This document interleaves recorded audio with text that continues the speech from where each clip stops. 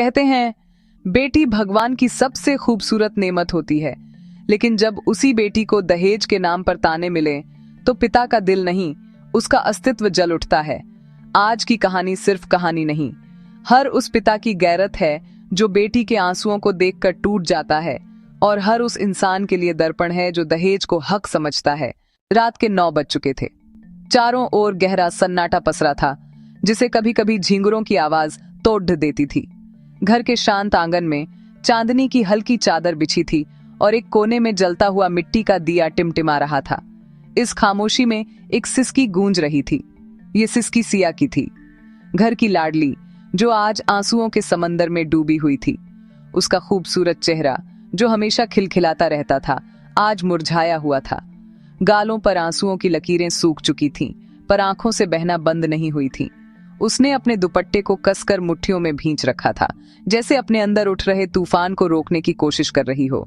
उसके हाथ बुरी तरह कांप रहे थे। हिम्मत जुटाकर उसने अपने बाबा को पुकारा।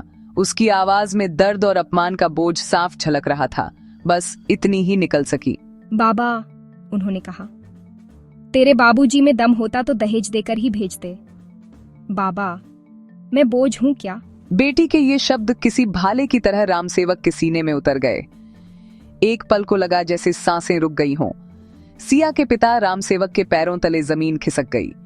उनकी दुनिया उनकी बेटी की आंखों में सिमटी थी, और आज वो दुनिया बिखर रही थी। एक पल में उनकी आंखें लाल हो गईं, जैसे भीतर कहीं कोई ज्वालामुखी फट चुका हो। रामसेवक ने अपनी बेटी का चेहरा दोनों हाथों में लिया, उन हाथों में जिनमें उम्र भर की मेहनत की लकीरें थीं। आज अपनी सबसे अनमोल दौलत का दर्द सिमटा हुआ था। बेटी की आंखों से बहता हर आंसू उनके कलेजे में एक अंगारे की तरह गिर रहा था, लेकिन यह आग उन्हें जला नहीं रही थी, बल्कि उनके भीतर सोए हुए स्वाभिमान को जगा रही थी। उन्होंने गहरी सांस ली, और फिर जब वे बोले तो उनकी आवाज में पिता का स्नेह और एक चट्टान जैसी दृढ़ता थी। बेटी, तू बोझ नहीं, मेरे घर की लक्ष्मी है, और लक्ष्मी को कभी कोई दहेज में नहीं मांगता। उसे तो सौभाग्य कहा जाता है। जो लोग आज तेरी कीमत लगा रहे हैं, वे लक्ष्मी का अपमान कर रहे हैं। वे नहीं जानते कि घर की इज्जत बाजार में नहीं बिकती, उसे कमाया जाता है। उनकी आवाज में ऐसा तेज था जैसे किसी राजा की गैरत जाग चुकी हो। उस एक पल में वे सिर्फ एक मजबूर पिता नहीं, बल्कि अपनी बेटी के सम्मान के रक्षक बन गए थे। उनका चेहरा दृढ़ निश्चय से चमक उठा। उन्होंने हाथ में जल से भरा लोटा उठाया, आसमान की तरफ देखा, और मन ही मन अग्निदेव को साक्षी माना। गैप, आज से मेरी बेटी का मान किसी दहेज से नहीं, मेरे धैर्य, मेरी मेहनत और मेरे संस्कार से तौला जाएगा। मैं समाज के नियमों को नहीं बदल सकता, पर अपनी बेटी को अपमानित नहीं होने दूंगा। यही बोलकर वे उठे। उनकी चाल में एक अटूट संकल्प था, जैसे कोई पौराणिक योद्धा धर्म की रक्षा के लिए रणभूमि की ओर जा रहा हो। अगली सुबह भोर की पहली किरण के साथ रामसेवक अकेले ही सिया के ससुराल की ओर चल पड़े।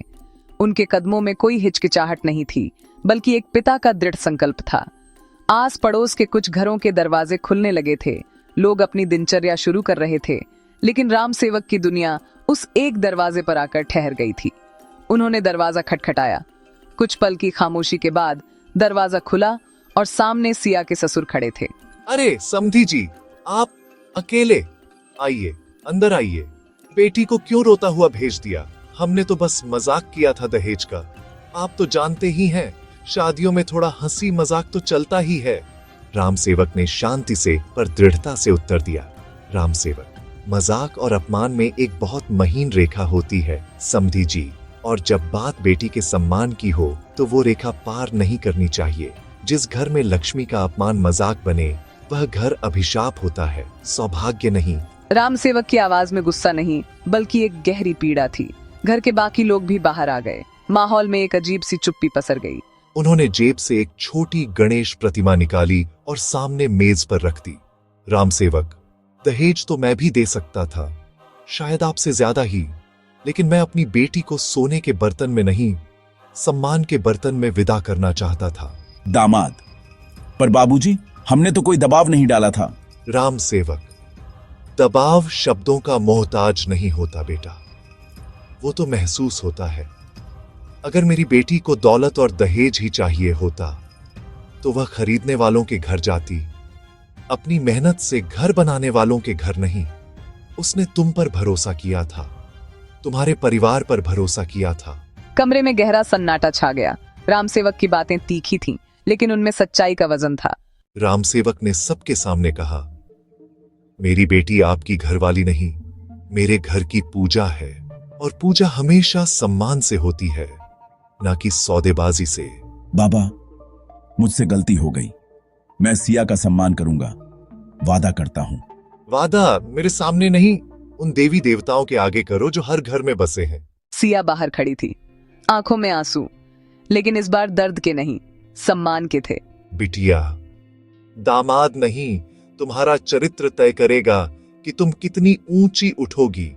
और याद रखना, जिस घर में बेटी का सम्मान होता है वहीं असली लक्ष्मी रहती है।